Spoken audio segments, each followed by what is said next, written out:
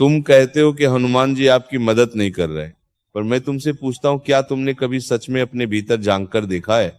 भक्ति केवल शब्दों का खेल नहीं है। केवल हनुमान चालीसा का पाठ कर लेना, केवल मंगलवार का व्रत रख लेना, ये भक्ति का बाहरी रूप है। परंतु शास्त्र कहते हैं भाव प्रधान है। यदि भीतर से हृदय शुद्ध नहीं, मन स्थिर नहीं और जीवन में सत्य का आचरण नहीं, तो फिर तुम चाहे कितनी भी बार भगवान का नाम लो, उसका फल वैसा नहीं मिलेगा जैसा तुम चाहते हो। तुम्हें लगता है कि प्रभु तुम्हारी सुन नहीं रहे, पर सच्चाई यह है कि तुम स्वयं अपनी ही आवाज नहीं सुन पा रहे हो। मन इतना विक्षिप्त है, इच्छाएं इतनी अधिक है और अपेक्षाएं इतनी भारी हैं कि तुम ईश्वर के संकेतों को पहचान ही नहीं पा रहे। स्मरण रखो, भगवान कभी किसी के साथ अन्याय नहीं करते। हनुमान जी तो स्वयं करुणा के सागर हैं, सेवा के प्रतीक हैं। वे तो बिना मांगे भी अपने भक्त के लिए मार्ग प्रशस्त करते हैं। परंतु समस्या यह है कि तुम उस मार्ग पर चलना ही नहीं चाहते जो तुम्हें दिखाया जा रहा है। तुम चाहते हो कि सब कुछ तुम्हारी इच्छा के अनुसार हो, नौकरी भी वैसी ही मिले जैसी तुम सोचते हो, जीवन भी वैसा ही चले जैसा तुम चाहते हो, लोग भी वैसे ही व्यवहार करें जैसा तुम्हें अच्छा लगे। और जब ऐसा नहीं होता तो तुम कहते हो भगवान मेरी मदद नहीं कर रहे। ये भक्ति नहीं है, ये तो सौदा है। सच्ची भक्ति में शर्त नहीं होती, सच्ची भक्ति में समर्पण होता है। जब तक तुम अपने अहंकार को नहीं छोड़ोगे, जब तक तुम अपने कर्मों को शुद्ध नहीं करोगे, तब तक तुम्हें भगवान की कृपा का अनुभव नहीं होगा। शास्त्रों में स्पष्ट कहा गया है कर्म ही प्रधान है। भगवान केवल मार्ग दिखाते हैं, पर चलना तुम्हें ही पड़ता है। यदि तुम आलस्य में पड़े रहो, यदि तुम प्रयास ही न करो और केवल प्रार्थना करते रहो, तो यह अधूरी साधना है।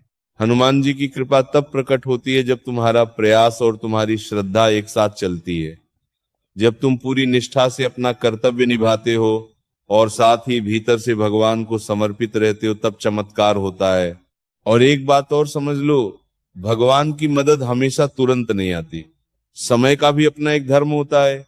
जब तक समय परिपक्व नहीं होता तब तक फल नहीं मिलता। तुम बीज बोकर अगले ही दिन फल की अपेक्षा करोगे तो यह ज्ञान है। देरी इसलिए होती है क्योंकि तुम्हें तैयार किया जा रहा होता है, तुम्हारी परीक्षा ली जा रही होती है, तुम्हें मजबूत बनाया जा रहा होता है। यदि हर इच्छा तुरंत पूरी हो जाए तो मनुष्य कभी सीख ही नहीं पाएगा। इसीलिए जब तुम्हें लगे कि भगवान तुम्हारी मदद नहीं कर रहे, तब रुक कर अपने जीवन को देखो, अपने कर्मों को देखो, अपने विचारों को देखो। क्या तुम्हारा जीवन धर्म के अनुसार चल रहा है? क्या तुम्हारे अंदर सत्य, सेवा और संयम है? यदि नहीं तो पहले उसे ठीक करो। भक्ति का अर्थ केवल भगवान से मांगना नहीं है, भक्ति का अर्थ है अपने जीवन को भगवान के योग्य बनाना। जब तुम अपने भीतर शुद्धता लाओगे, जब तुम्हारा मन स्थिर होगा, जब तुम्हारा आचरण धर्ममय होगा, तब तुम्हें हर दिशा में भगवान की कृपा दिखाई देने लगेगी।